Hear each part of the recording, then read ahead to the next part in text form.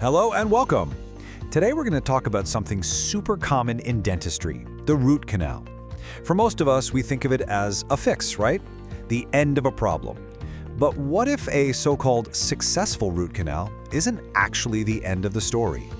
What if it's the quiet beginning of something that could affect your entire body? Let's dive in and explore that connection. So first things first, let's just do a quick refresh on what a root canal actually is. When the inside of your tooth, the pulp, gets infected, the whole goal is to save the tooth. Your dentist goes in, they remove that infected tissue, the nerve, they clean out all the little canals inside, and then they seal it all up. Pretty standard stuff. And for decades, the way we've defined a successful root canal has been incredibly simple. As you can see here, it's just two questions. Is the pain gone? Yep. Did we save the tooth from having to be pulled? Check. From that point of view, problem solved. We can all go home. But, and this is the big question we're asking today, is that really the whole story? From a biological standpoint, we really have to wonder, what if those aren't the only questions that matter? What if by focusing only on the tooth, we're missing a much, much bigger picture about our overall health? Okay, so this is where things get really fascinating. A huge scientific review has started to pull back the curtain on these successful treatments, and what they're finding suggests there might be a hidden problem just lurking beneath the surface, one that we can't see or feel. And I want to be really clear here, this isn't based on just one or two studies. The International Academy of Oral Medicine and Toxicology, we'll just call them the IAOMT, did a massive deep dive. They looked at, as you can see, over 560 different scientific references to get a real handle on what the science is telling us. And what they found is, it's pretty startling. It turns out that somewhere between 40 and 60% of root canal teeth might still be harboring a low-grade chronic infection around the root. I mean, think about that. That's potentially almost half of all the teeth that have been treated. And here's the real kicker. This is the heart of the problem. This lingering infection is completely silent. You don't feel any pain, so you think everything's fine. And crucially, it's very often invisible on a standard 2D dental X-ray. So even your dentist, who's doing a great job, might not even be able to see it. So this obviously leads us to the most important question of all.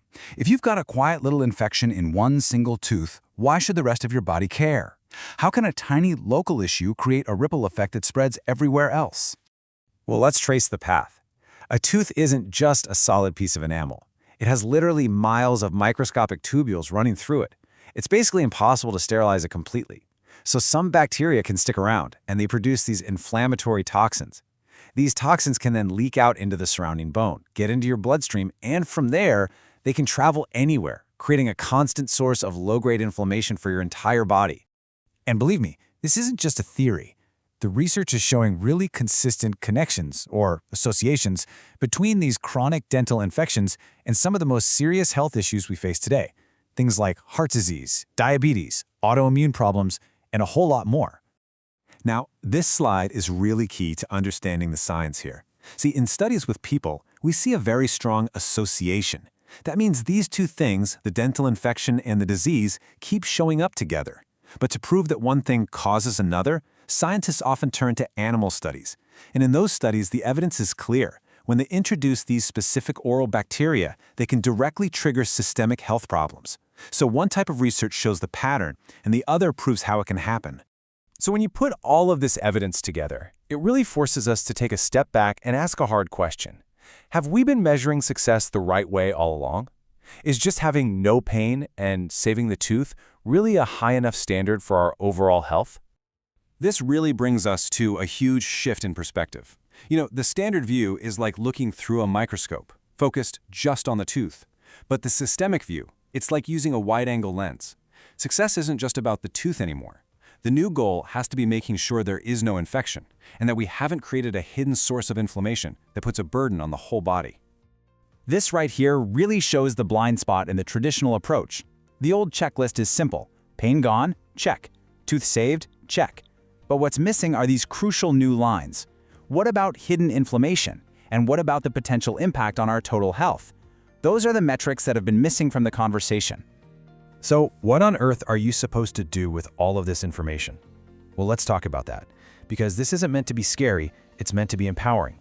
It's about giving you the tools to start a new kind of conversation with your doctors and dentists. This means you can go into your next dental visit ready for a different dialogue.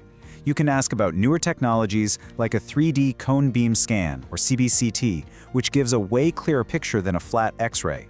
You can make sure your dentist knows about your full health history, not just what's happening in your mouth.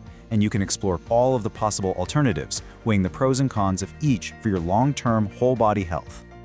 At the end of the day, it all boils down to this one simple, powerful idea. The mouth is not Las Vegas. What happens there doesn't stay there. It is deeply, fundamentally connected to the rest of your body. And recognizing that connection, that's the first real step toward a better standard of care. So the final question really isn't just, can we save this tooth? It's, what is the safest, healthiest choice for this entire person?